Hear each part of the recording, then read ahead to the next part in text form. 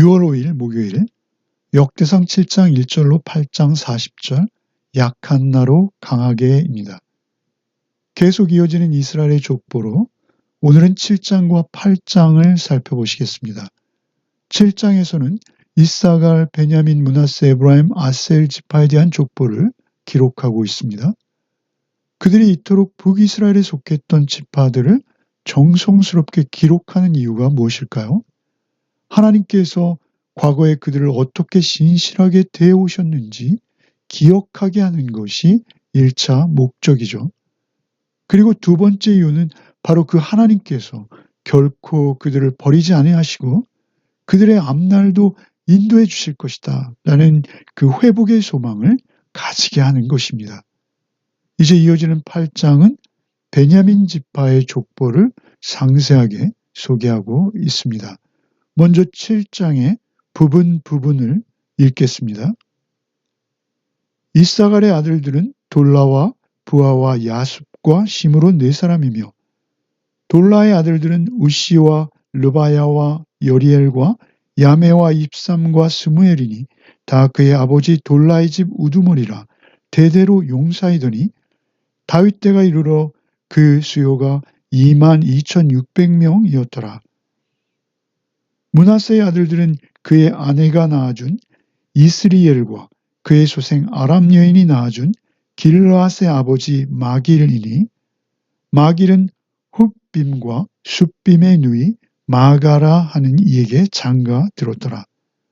므낫세의 둘째 아들의 이름은 슬로보앗이니 슬로보앗의 딸들만 낳았으며 에브라임의 아들은 수델라요 그의 아들은 베레시요 그의 아들은 다시요 그의 아들은 엘라다요 그의 아들은 다시요 그의 아들은 사바시요 그의 아들은 수델라며 그가 또 에셀과 엘로앗을 낳았으나 그들이 가드 원주민에게 죽임을 당하였으니 이는 그들이 내려가서 가드 사람의 짐승을 빼앗고자 하였음이라.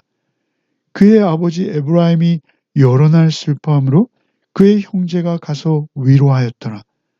그리고 에브라임이 그의 아내와 동침함에 임신하여 아들을 낳았으니 그 집에 재앙을 받았으므로 그의 이름을 브리아라 하였더라. 에브라임의 딸은 세라이니 그가 아래 윗성 벳호른과 우센 세라를 건설하였더라. 그의 아들은 눈이요 그의 아들은 여호수아더라. 역대상은 포로기 이후에 돌아온 이들에게 정체성을 일깨워주는 것, 그것이 가장 중요한 것이죠. 내가 누구인지를 알 때 내 삶의 방향과 방식을 결정할 수 있는 것이죠. 가장 중요한 것은 너의 이름 하나하나는 하나님께서 기억하시는 이름들이라는 것이죠. 하나님께서 기억하시는 나라는 것입니다. 특별히 여기에만 등장하는 아주 낯설고 읽기도 어렵게만 느껴지는 이 이름들, 이것을 꼼꼼하게 나열하고 기록하고 있는 것이죠. 그 이름들이 잊혀진 이름이 아니라 하나님에게 기억되는 이름들이라는 것입니다. 이제 포로지에서 막 돌아온 백성들, 참으로 약하고 보잘것없을 뿐 아니라 개개인의 생각에 나 하나쯤이라는 마음이 있었을 것입니다. 그러나 바로 그 한 명의 모임이 특별히 하나님의 군대로 다시 설 수 있다라는 것을 알아야만 했습니다. 그때만 그들이 다시 세워질 수 있는 것이죠. 지파마다 반복적으로 싸움에 능한 자들이라는 문구가 반복되며 그 숫자가 기록되고 있죠.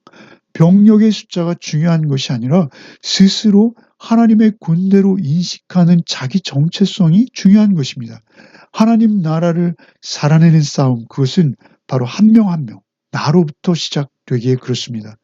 특별히 14절에는 므낫세가 그의 소실 아람 여인을 통해 아들들을 낳고 있죠. 그리고 그 아들들이 이어지던 가운데 슬로보앗은 딸들만을 낳았다 이렇게 기록하고 있습니다. 우리는 여호수아서에서 바로 이 슬로보앗의 5딸들이 아버지의 분깃을 이어받아 그 유산을, 그 기업을 상속하는 것을 볼 수 있죠. 하나님의 긍휼입니다.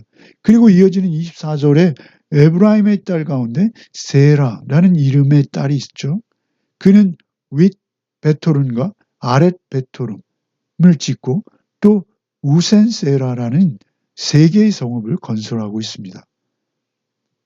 앞서 그 딸만 낳았던 그 슬로보앗의 딱한 처지를 그냥 넘기지 않으셨죠. 그리고 딸들에게 유산을 상속하게 하셨어요. 그 땅을 물려줄 수 있게 하셨어요. 뿐만 아니라 에브라임의 딸은 여자임에도 불구하고 남자들도 하기 어려운 성읍 건축을 3개씩이나 하게 하셨어요. 슬로보앗이나 에브라임이나 딸들을 통해서 위로받고 있는데요. 사실 당시로서 여인들은 상당히 약한 사회적으로 약한 축이었죠. 그럼에도 불구하고 하나님께서는 그들을 똑같이 취급하실 뿐만 아니라 오히려 더 강하게 하셔서 성읍을 3개씩이나 건축하게 하신다라는 것이죠. 이런 것들을 통해서 아들을 잃은 에브라임에게 오히려 큰 위로를 받게 하시고 딸에게는 그 이름을 기록하게 하셔서 후대에도 전할 수 있도록 하시는 것이죠. 심지어 성의 이름을 그 딸의 이름으로 짓게 하시는 것이죠. 슬로보앗의 딸들이나 에브라임의 딸이나 당시 여인으로서는 약했으나 그 하는 일은 차별이 없고 상속에서도 보호받고 있다는 것을 볼 수 있죠. 이것을 통해서 포로지에서 돌아온 그들이 참으로 약한 자이고 상처받은 자들이지만 하나님께서는 그들을 보호해 주실 뿐만 아니라 하나님의 나라는 그들이 보호받고 세워지는 나라다라는 것을 깨닫게 되는 것이죠. 또한 20절 이하에 그 반복되는 에브라임 아들들의 죄가 기록되고 있어요. 그 탐욕으로 인해서 원주민들의 가축을 빼앗으려다 도리어 죽임을 당하고 있어요. 참으로 부끄러운 죄입니다. 그러나 하나님께서 그 주변의 형제들로 말미암아 그를 위로받게 하시고 또 에브라임은 딸들을 통해서 위로받을 수 있도록 하시는 것이죠. 더욱이 놀라운 것은 에브라임이 알 수는 없었겠지만 그의 지파로 27절에 보시면 모세의 시종 여호수아가 탄생하는 것을 볼 수 있게 됩니다. 우리도 스스로 잊혀진 자라 느껴질 때가 있습니다. 나의 수고는 아무도 알아주지 않고 이름도 드러나지 않을 뿐 아니라 심지어 기도도 응답해 주지 않는다라고 여겨질 때가 있을 수 있죠. 그러나 하나님께서는 결코 잊지 않으신다라는 것이죠. 공평하신 하나님께서 오히려 힘없고 약해 보이는 내 이름을 하늘에 기록해 주셨다라는 것을 우리는 믿어야 합니다. 우리는 그리스도의 군대죠. 하나님의 생명책에 우리의 이름이 기록되었습니다. 하늘의 책에 우리가 기록되었다라는 것을 잊으면 안 됩니다. 이사야 선지자는 그들이 바벨론의 포로지로 끌려갔을 때 기억해야 할 말씀을 주신 적이 있어요. 이사야서 49장 15절 이하인데 제가 한번 읽어드리겠습니다. 여인이 어찌 그 젖 먹는 자식을 잊겠으며 자기 태에서 난 아들을 긍휼히 여기지 않겠느냐? 그들은 혹시 잊을지라도 나는 너를 잊지 아니할 것이라 내가 너를 손바닥에 새겼고 이렇게 말씀하시죠. 이사야를 통해서 너희들이 포로지에 끌려갈지라도 나는 너희를 버린 것이 아니야. 너희를 잊지 않았어. 너희를 내 손바닥에 기록했다, 썼다 하지 아니하시고 새겼다라고 하세요. 새겼다라는 건 문신이라는 것입니다. 하나님께서 당신의 손바닥에 우리의 이름을 문신하셨다는 것입니다. 그렇지 않고서야 그 아들을 보내셔서 우리를 구원하시겠습니까? 하나님은 우리를 잊지 않으십니다. 8장을 읽겠습니다. 베냐민이 낳은 자는 맏아들 벨라와 둘째 아스벨과 셋째 아하라와 넷째 노아와 다섯째 라바이며 벨라에게 아들들이 있으니 곧 앗달과 게라와 아비웃과 아비수아와 나아만과 아호아와 게라와 스부반과 후람이라.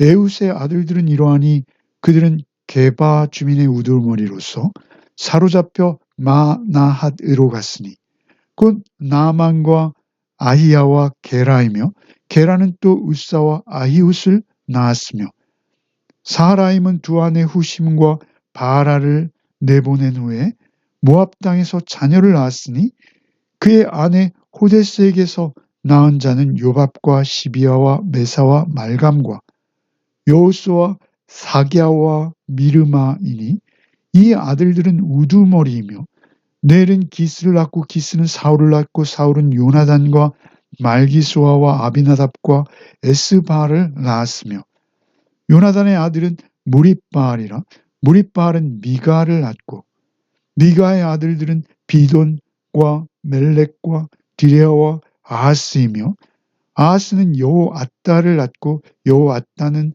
알레멧과 아스마엣과 시므리를 낳고 시므리는 모사를 낳고 모사는 비느아를 낳았으며 비느아의 아들은 라바요 그의 아들은 엘라사요 그의 아들은 아셀이며 아셀에게 6 아들이 있어 그들의 이름은 이러하니 아스리감과 보그루와 이스마엘과 스아랴와 오바댜와 하난이라.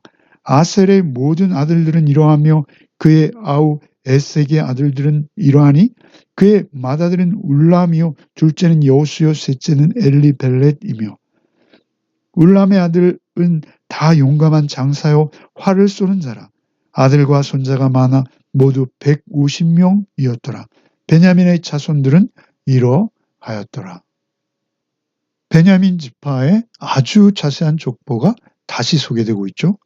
베냐민 지파는 유다 지파 다음으로 포로에서 돌아온 후 비중이 컸던 지파죠. 그러나 아주 생소하게 이어지는 이름들, 그 우상을 섬기던 이방의 이름들이 그들 가운데 많이 눈에 띄고 있습니다. 8절에는 아내를 둘씩이나 얻었다가 다시 내보내고 있는 자의 이름이 등장합니다. 이스라엘에게 있을 수 없는 일이죠. 그리고 그는 모압 땅에서 호데스라는 여인 사이에서 메사와 말감을 낳았다 기록되고 있죠. 모압 땅에서 새로 얻은 여인의 이름이 호데스입니다. 그 호데스는 초생딸이라는 의미로 아주 전형적인 모압 여인의 이름입니다. 또한 아들들의 이름은 메사죠. 메사는 유명한 모압 왕의 이름입니다. 말감을 또 아들 이름으로 했어요. 그 유명한 모압 우상의 이름이 말감입니다. 더욱이 놀라운 것은 사울의 가문에도 30절과 33절에 바알이라는 이름이 끝에 붙어 있죠. 당시 그들이 얼마나 종교적으로 또 문화적으로 가나안 족속들과 혼합되어서 혼합주의에 섞여 있는 것입니다. 놀라운 것은 그럼에도 불구하고 하나님께서는 그렇게 세상에 물들어버린 저들의 이름까지 기억하시고 잊지 않으신다는 것이 놀랍습니다. 사울은 가장 낮고 작은 자였죠. 그러나 하나님께서 그를 높이 들어 사용하셨습니다. 그럼에도 불구하고 그가 하나님에게 순종하지 않음으로 끝내 범죄하여 끊어지게 되는 것이죠. 그때도 놀랍도록 충성스러운 요나단이라는 아들을 남기시죠. 그리고 그 아들을 통해서 사울의 자손, 곧 베냐민의 자손들을 이어가게 하십니다. 요나단에서 에스바알의 후손으로 이어지고 끊어지지 않는 혈통들이 이 8장이 끝날 때까지 아주 가득 기록되고 있죠. 포로 그 이후에도 하나님께서는 이스라엘 자손을 긍휼히 여기신다는 것이죠. 그곳에 남겨두셨다가 그들을 잊어버리신 것이 아니라 다시 부르셔서 그곳에서 다시 예루살렘으로 부르셔서 기회를 주시는 것이죠. 그들의 끊임없는 실패에도 불구하고 하나님의 언약은 계속 세대를 이어지고 있는 것입니다. 이것이 하나님의 긍휼입니다. 죄의 그림자 속에서도 은혜의 등불을 끄지 않으시고 오직 그들을 돌이켜 하나님의 백성으로 하나님의 나라를 세우며 살아내기를 원하시는 것이죠. 오늘도 우리가 그 자비와 긍휼 안에 있음을 잊지 말아야 되겠습니다.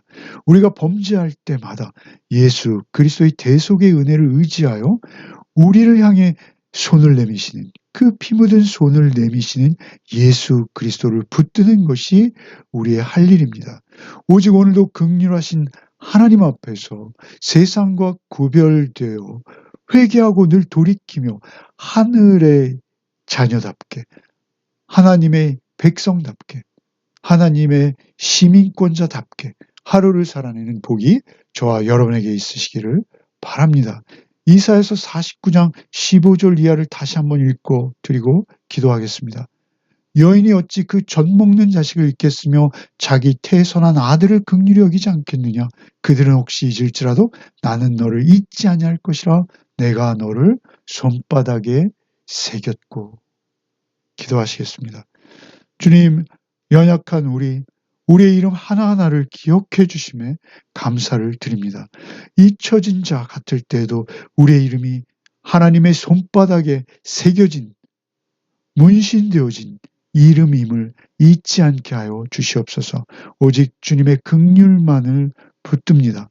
오늘도 오직 주의 사조의 은총 안에 하루를 살게 하시고 세상과 구별된 삶을 살게 하여 주시옵소서. 혹 죄의 자리에 섰을 때라도 언제든 깨닫게 하시고 주님을 향해 돌이키며 오직 그 은혜를 따라 살게 하여 주시옵소서. 오늘 하루도 오직 세상 속에서 우리의 이름이 소금되고 빛된 존재로 각자의 자리에서 그 자리를 지켜내는 이름들이 되게 하여 주시옵소서. 우리의 이름을 잊지 아니하시는 하나님의 은혜를 오늘도 잊지 않고 성령께 의지하는 하루가 되게 하여 주시옵소서. 예수 그리스도 이름 받들어 기도하옵나이다. 아멘.